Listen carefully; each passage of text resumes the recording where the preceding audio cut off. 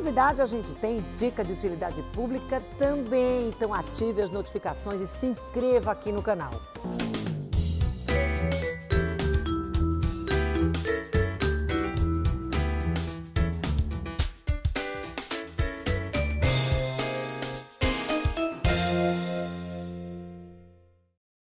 Olá, sejam muito bem-vindos a mais uma edição do programa Utilidade Pública. Uma excelente semana para todos nós. Hoje a gente vai trazer um assunto muito legal aqui no programa Utilidade Pública, assim como a gente traz todas as segundas, claro, com a presença de Patrícia Pinacho, essa psicóloga e psicanalista, e hoje nossa convidada especial, que é a Catita Jardim, que ela também é psicóloga. Sim. E professora de yoga. A gente vai estar falando, gente, sobre yoga para bebê, para criança. Muito obrigada, Catita, pela presença aqui no Utilidade Pública. Eu que agradeço. A gente já poderia trazer para quem está em casa, por exemplo, quando as pessoas falam assim, olha, yoga é para criança, yoga para bebê, como é que funciona isso? A partir de que idade o pai, a mãe, a tia, o avô, enfim, pode estar levando ou esse bebê ou essa criança para fazer essas aulas? A gente tem o yoga mamãe e bebê, que geralmente começa com o bebê a partir dos 3 meses de idade, e ele fica fazendo com a mãe até mais ou menos ele começar a engatinhar. Quando ele começa a engatinhar, aí a aula, né, acaba a aula para o mamãe e bebê. Né, porque ele vai estar interessado em outras coisas, ele não vai querer ficar só no colo da mãe, ele quer explorar o mundo, né? E já o yoga para criança, pelo menos as turmas que eu tenho lá agora, começam a partir dos 5 anos de idade.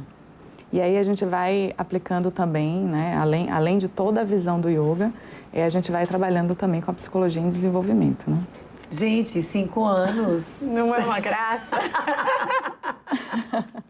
Deve ser muito fofa essa aula, né, Patrícia? Eu quero assistir essa aula, porque deve ser muito lindo. E tem essa questão do corpo, né? É tão importante a gente trabalhar o corpo. Você me corrija, você que está mais dentro da área.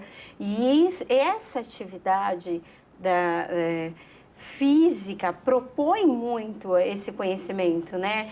Tempo espacial, localização, tudo isso, né? Porque o que acontece? As pessoas às vezes esquecem que a criança, para se desenvolver, ela precisa se movimentar. E assim, essa idade é uma idade onde ela está aprendendo coisas, ela está explorando coisas. Então, essa coisa da criança ficar parada dentro de um apartamento vai favorecer muito mais quadros como, por exemplo, né, que a gente trabalha com o transtorno de déficit de atenção, né, que são aquelas crianças que elas poderiam ter se desenvolvido muito melhor, mas acabam que elas não têm as possibilidades que elas teriam se tivessem toda a movimentação que elas devem ter. E principalmente, e tem outra coisa que me preocupa muito quando a gente fala das escolas hoje. As escolas hoje estão focando muito na questão do desenvolvimento cognitivo em idades muito cedo, né, muito tenras, e desprivilegiam o desenvolvimento socioemocional. Né? Então, por exemplo, quando você... Lá, a ideia das aulas de yoga lá no espaço, né, que é o Samadhi, tanto que o nome é Brincadeiras de Yoga. A aula é completamente diferente de uma aula para adulto. Né? Você tem que entender que a criança ela tem uma flexibilidade que os alunos não têm. Eu não estou falando de flexibilidade do corpo, estou falando de flexibilidade da mente. Né? Então, não dá para você deixar uma criança fazendo uma postura, né, por tantos minutos como você faz com um adulto, né? Você não faz a mesma coisa. Então, a ideia de trazer a ludicidade para fazer com que eles se interessem e entender também que, apesar de você ser a professora e ter preparado coisas, sempre sai do roteiro. Vai sair né? do script. É entender que eles também estão ali para ensinar. Eles não estão ali só para aprender. Eles vão ali para trocar também. Exatamente. É o intercâmbio, a aula acaba sendo um intercâmbio com outras crianças. Quer ver uma coisa muito interessante que acontece? No yoga a gente tem várias posturas com nome de bicho. Então a gente coloca, vamos fazer a postura do gato, vamos fazer a postura do cachorro olhando para baixo, o cachorro olhando para cima, do gafanhoto e tal. Eles fazem, mas daqui a pouco um deles chega e fala, quero fazer uma postura do esquilo.